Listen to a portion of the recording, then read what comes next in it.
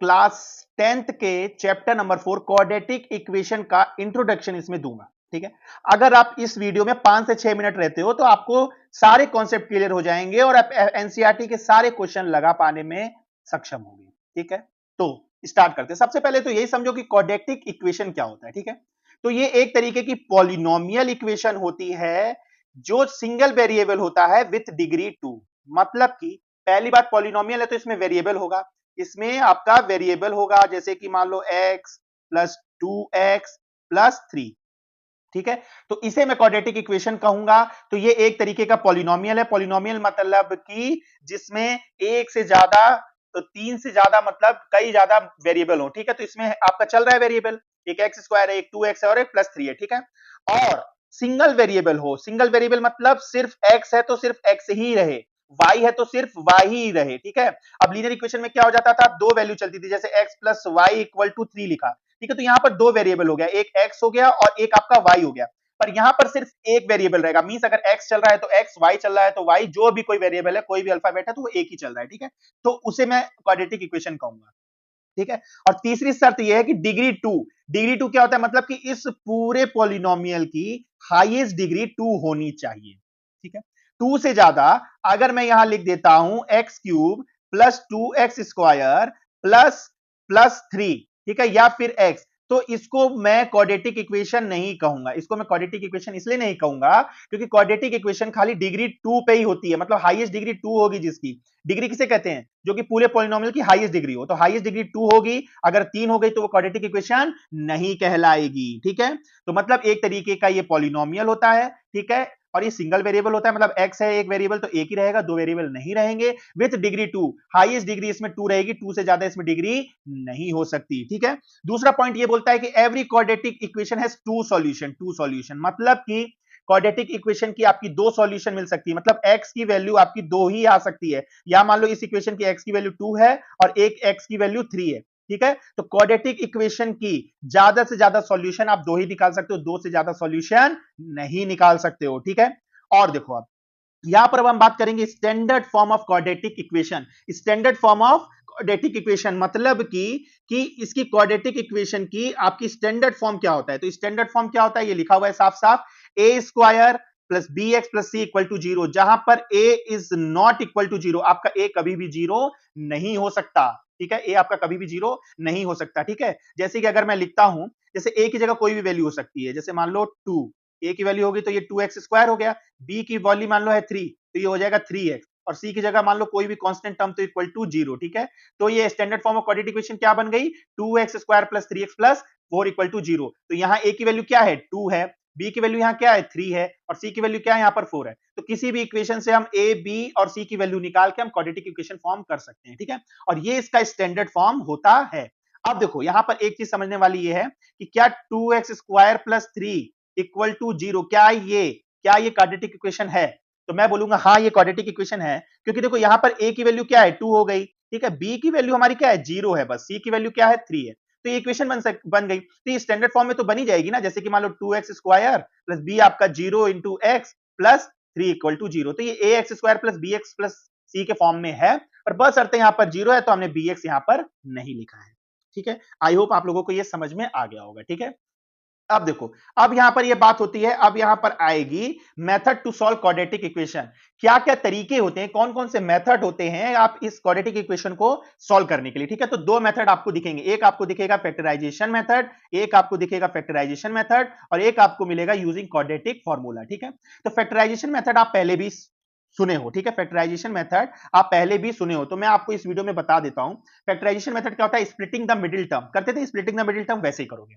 जैसे मान लो for example अगर मैं यहां पर ले लेता हूं, फॉर एग्जांपल मैं यहां पर ले लेता हूं X square plus 5x plus 6 equal to 0। इसे इस इक्वेशन को देखो, पहली बात तो ये क्वाड्रेटिक इक्वेशन है। ठीक है, क्योंकि ये ax square plus bx plus c equal to 0, मतलब कि ये standard form of quadratic equation के फॉर्म में है। ठीक है, तो इसको मैं फैक्टराइजेशन मेथड से सॉल्व करूंगा। ठीक है, तो फैक्टराइजेशन मेथड से सॉल्व करने के लिए क्या होता था, कोफिशिएंट एक्स स्क्वायर का कोफिशिएंट क्या है, यहाँ 1 है, क्या है 1 है, इंटू कांस्टेंट टर्म क्या है 6, तो इसको मल्टीप्लाई करते थे तो क्या आया 6, और 6 को मैं क्या लिख सकता हूं 3 इंटू टू लिख सकता हूं। इसका मतलब प्राइम फैक्टराइजेशन अगर निकालोगे तो 3 इंटू टू। तो इन दोनों जो प्राइम फैक्टराइजेशन है इन सब को यूज करते हुए मैं इसको जोड़ के या घटा के ये जो बीच में ना इसको स्प्लिट करूंगा, बीच में क्या है इसको स्प्लिट करूंगा। तो अब देखो यहां पर एक्स स्क्वायर को मैंने एक्स स्क्वायर सेम लिख लिया, 5x को इस तरीके से स्प्लिट करो कि जोड़ने या घटाने पे ये आए और मल्टीप्लाई करने पे ये जो निकाले थे ना कोफिशिएंट ऑफ एक्स और कांस्टेंट टर्म, मल्टीप्लाई करने पे जो आ रहा है वो मल्टीप्लाई करने पे आए। अब देखो एक्स स्क्वायर मैंने एक्स स्क्वायर सेम लिख लिया, अब 2x प्लस 3x, अब मैं 5x को क्या मैं 2x प्लस 3x नहीं लिख सकता हूं, इसको स्प्लिट कर दिया क्योंकि 3 और 2 को जोड़ोगे तो क्या होगा 5x ही होगा, तो इसको मैं इस तरीके से स्प्लिट कर सकता हूं। और मैंने यहां पर 3 और 2 ही क्यों लिखा, क्योंकि भाई मल्टीप्लाई करने पे भी क्या आ रहा है 6 आ रहा है, क्या आ रहा है प्लस 6 ही आ रहा है आंसर, और मुझे प्लस 6 लाना था।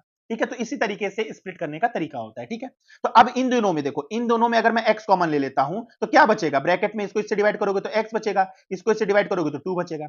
Same as it is in दोनों में क्या कॉमन ले सकते हो, 3 ले सकते हो, प्लस 3 कॉमन ले सकते हो, तो 3 मैंने कॉमन लिया, फिर इसको 3 से डिवाइड करोगे तो बचेगा x, और 6 को 3 से डिवाइड करोगे तो बचेगा 2। देखो अगर अब splitting the middle of term में अगर ये और ये अगर सेम आ गया तो समझ लो आप सही रास्ते पे हो, इतना आप सही सॉल्व कर ले गए हो। ठीक है, ये आपका एम होना चाहिए, ये आपका लक्ष्य होना चाहिए कि x प्लस 2 और x प्लस 2 सेम होगा अगर, ठीक है, ये टर्म और ये टर्म सेम होगा तब मतलब आप लोग सही कर रहे हो। अब इसमें क्या करोगे, इस पूरे इक्वेशन में मैं x प्लस 2 कॉमन ले सकता हूं। ठीक है, x प्लस 2 कॉमन ले लिया तो यहां आ गया, तो बचा क्या, ये x बचा और ये x प्लस 3 बचा। ठीक है, और इक्वल टू 0 है ही। तो मैंने यहां ऊपर क्या बोला था कि quadratic equation has two solution, तो टू सॉल्यूशन बनी, x प्लस 2 इक्वल टू 0 हो गया और x प्लस 3 इक्वल टू 0 हो गया। अब x को इधर भेजोगे, 2 को इधर भेजोगे तो हो जाएगा -2, और ये इधर प्लस 3 इधर जाएगा तो ये हो जाएगा -3।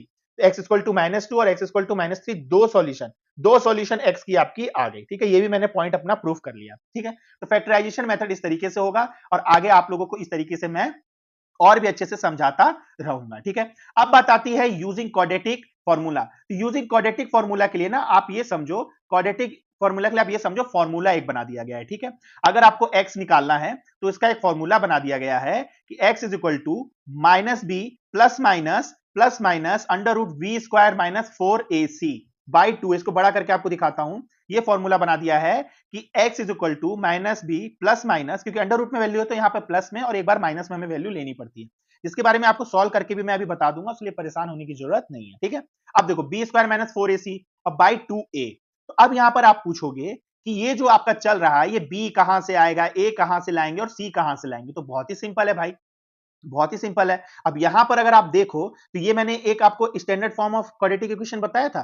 तो जैसे मान लो यहां पर जैसे मान लो लिखा हुआ है 2x square plus 3x plus 4 equal to 0, ये क्वाड्रेटिक इक्वेशन दी हुई है। ठीक है, तो यहां a की वैल्यू क्या हो जाएगी, a की वैल्यू आपकी 2 हो जाएगी भाई, x स्क्वायर के बगल में, तो x स्क्वायर के बगल में क्या होगा a होगा। ठीक है, x के बगल में क्या है b है, तो x के बगल में क्या है 3 है, तो b इक्वल टू क्या हो जाएगा, b इक्वल टू आपका 3 हो जाएगा। ठीक है, और c की जगह क्या है, c क्या है 4 है, तो c की जगह 4 लिख लोगे, c की जगह 4 हो जाएगा। ठीक है, और इसी में वैल्यू पुट करके आप ये x की वैल्यू निकाल सकते हो। ठीक है, आप x की वैल्यू निकाल सकते हो। ठीक है, आप देखो यहां पर देखो d, ये जो आपका बी स्क्वायर माइनस 4ac चल रहा है ना, डी स्क्वायर माइनस 4ac जो चल रहा है आपका, ये जो D B square minus 4ac जो आपका चल रहा है, इसको मैं d कहता हूं, इसे मैं क्या कहता हूं d, इसको क्या कहते हैं डिस्क्रिमिनेंट कहते हैं। क्या बोलते हैं इसे, इसका क्या है, इसका नाम है डिस्क्रिमिनेंट। ठीक है, इसका नाम है डिस्क्रिमिनेंट। ठीक है, तो डिस्क्रिमिनेंट की वैल्यू क्या होती है, बी स्क्वायर माइनस 4ac, तो यही है, यहां पर d है। ठीक है, तो इससे भी क्वेश्चन बनते हैं, डी की वैल्यू से भी क्वेश्चन बनेंगे,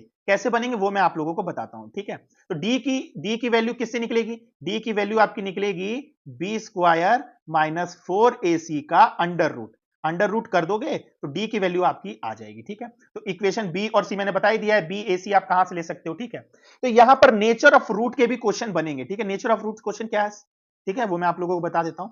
अगर मैं इस फॉर्मूला से d की वैल्यू निकालता हूं बी स्क्वायर माइनस 4ac से रख के किसी भी सिचुएशन में, अगर d की वैल्यू 0 से ज्यादा आती है, ठीक है, अगर d की वैल्यू 0 से ज्यादा आती है तो उसकी 2 डिस्टिंक्ट रूट्स होंगे, मतलब उसकी दो अलग अलग वैल्यू निकलेंगे, जैसे अभी हमने नीचे निकाला था, एक आया था x इज इक्वल टू -2 और एक आया था x इज इक्वल टू 3। ठीक है, तो ये 2 डिस्टिंक्ट वैल्यू होगी। अगर d की वैल्यू इक्वेशन से b और a और c की वैल्यू इसमें रखने के बाद अगर d आपका जीरो से ज्यादा आता है तो इसका मतलब हो जाएगा टू डिस्टिंक्ट रूट, ठीक है।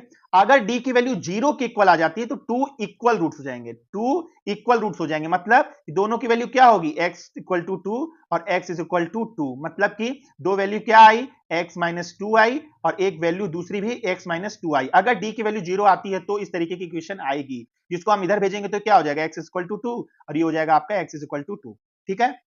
अगर तीसरी सिचुएशन ये है कि अगर डी की वैल्यू जीरो से कम आई, मतलब अगर निगेटिव माइनस वन आई या माइनस टू आई या माइनस में कोई भी आई, तो इट मींस कि कोई भी उसके रियल रूट्स नहीं है, ठीक है, वो इक्वेशन फॉर्म करेगी ही नहीं, वो उसके कोई भी रियल रूट्स नहीं निकलेंगे, ठीक है। तो अगर आपसे कोई पूछता है कि फलाने इक्वेशन का आप उनको नेचर ऑफ रूट्स बता दो, तो आप ए, इस इक्वेशन से आप ए निकाल लोगे, बी निकाल लोगे और सी निकाल लोगे, पता ही चल जाएगा जिस तरीके से मैंने भी बताया था।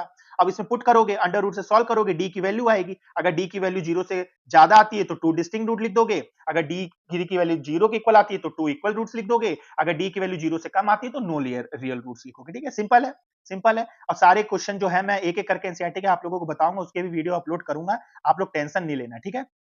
अब हमारा बचता है ये जो है यूजिंग क्वाड्रेटिक फॉर्मूला से हम कैसे उसको यूज करेंगे, कैसे हम यूज करेंगे, ठीक है। तो अब देखो यहां पर क्या चल रहा था, यहां पर एक इक्वेशन हमने ली थी X square plus 5x plus C, जो कि मैं अभी इसको फैक्टराइजेशन से मैंने इसको सॉल्व किया था, यहां फैक्टराइजेशन से मैंने सॉल्व करके आपको बताया था। तो अब मैं यूजिंग क्वाड्रेटिक फॉर्मूला से इसको सॉल्व करूंगा, ठीक है। सॉल्व करने का तरीका क्या है, मैंने पहले ही क्वेश्चन बताया, पहले ही फॉर्मूला बताया था, ठीक है। फॉर्मूला मैं यहां भी लिख लेता हूं, जैसे मान लो कि ये है माइनस बी, ठीक है, प्लस माइनस अंडर रूट में भाई डी की वैल्यू क्या थी, B square minus 4ac by 2a, यही तो था, यही तो था बाबा, ठीक है। तो अब मैं इसको इधर कर देता हूं, ठीक है। अब देखो यहां पर a की वैल्यू क्या है, एक्स स्क्वायर के बगल में क्या है, एक्स स्क्वायर के बगल में जब कोई कुछ नहीं होगा तो वो वन होगा, तो a की वैल्यू क्या हो जाएगी, वन हो जाएगी। तो यहां पर b की वैल्यू क्या है, b की वैल्यू क्या है, b मतलब x के बगल में 5 है, ठीक है, और कांस्टेंट टर्म इसमें क्या है, कांस्टेंट टर्म हमारा c है, तो c इक्वल टू 6 हो गया। तो अब यही a b और c की वैल्यू यहां पुट कर दो उठा के, आपको समझ में आ जाएगा, ठीक है। तो अब देखो x इक्वल टू क्या है, माइनस b लिखा है, तो b क्या है आपका 5 है, तो यहां पर कर दोगे -5, ठीक है। फिर क्या है, प्लस माइनस का साइन है, प्लस माइनस का साइन लगाए रहो गुरु, प्लस माइनस का साइन आप लगाए रहो, ठीक है। अब अंडर रूट का साइन खींच लो, वही फॉर्मूला बस उतारता जा रहा हूं, वैल्यू पुट करता चला जा रहा हूं भाई, ठीक है।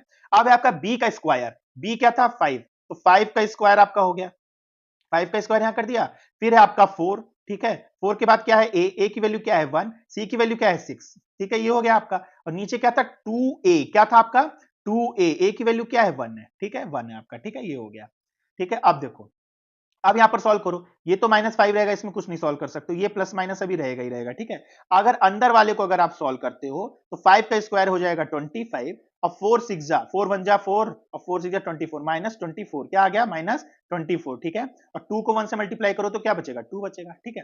तो अब इसको सॉल्व कर लो, ठीक है, अब इसको आप सॉल्व कर लो, ये आपका -5 ही रहेगा, ये प्लस माइनस 25 को 24 से माइनस करोगे तो क्या होगा, अंडर रूट में 1 आ गया और नीचे आपका 2 है ही गुरु, 2 है ही गुरु, ठीक है। अब इसको सॉल्व करो, 1 का अंडर रूट परफेक्ट स्क्वायर खुद 1 होता ही है, तो जब इस अंडर रूट इसको खोलोगे तो क्या हो जाएगा 1 हो जाएगा, बाई ये क्या आएगा 2 आ गया, ठीक है, यहां पर 2 आ गया। अब देखो यहां पर क्या है, एक बार वैल्यू प्लस करके निकालोगे, एक बार माइनस करके निकालोगे, क्योंकि यहीं से प्लस माइनस फॉर्मूला में चल रहा है, ठीक है। तो यहां पर दो वैल्यू आएगी, क्या आएगी, दो वैल्यू आएगी। अगर मैं पहले इक्वेशन में प्लस रखता हूं, -5 अगर मैं +1 रखता हूं और बाई 2 करता हूं तो क्या आएगा, -5 +1 करोगे तो 5 में से देखो एक प्लस है एक माइनस है तो माइनस करोगे, ठीक है। तो एक प्लस एक माइनस है तो माइनस करोगे, तो 5 में से एक गया 4, ठीक है, 4 आएगा। अब 4 के ऊपर साइन क्या लगाओगे, भाई बड़ा नंबर कौन सा है 5 है, उसके आगे कौन सा साइन है माइनस है, तो माइनस लगा दो, ठीक है। अब बाई 2 है ये, अब इसको सॉल्व करोगे तो क्या हो जाएगा -2, क्या हो गया -2, तो x की वैल्यू आपकी एक आ गई -2 प्लस रख के, ठीक है। अब एक x की वैल्यू आएगी माइनस रख के, एक -5 है, -1 रख देते हो और बाई नीचे क्या है 2 है, ठीक है। अब देखो जब भी माइनस माइनस नंबर होता है तो क्या हो जाता है, ऐड हो जाता है और साइन माइनस चढ़ता है, तो -5 -1 क्या हो जाएगा -6/2, ठीक है। अब 2 को इससे डिवाइड करोगे तो क्या हो जाएगा -3, x की इक्वल टू -3 आ गई, ठीक है।